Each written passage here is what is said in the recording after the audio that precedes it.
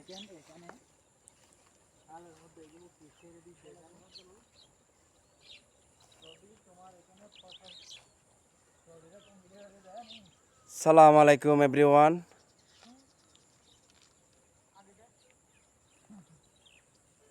দেখেন খালের মধ্যে জোয়ার কিভাবে আসে, নিচের পানিগুলা নিচের ময়লাগুলা উপর দিকে কিভাবে আসে দেখেন। আজকে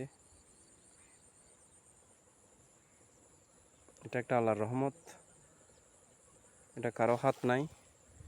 কিভাবে নিচের থেকে পানির সাথে ময়লা আবর্জনা কিভাবে উপর দিকে আসে আবার নিচে যায়। প্রতিদিন সকাল বিকালে এভাবেই দুইবার,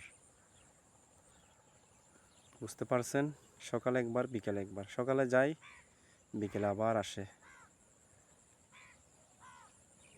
স্পষ্টভাবে দেখেন, আমি একটু জুম করতেছি, দেখেন কত ময়লা কিভাবে আসতেছে নিচের থেকে। দেখেন পুরাটাই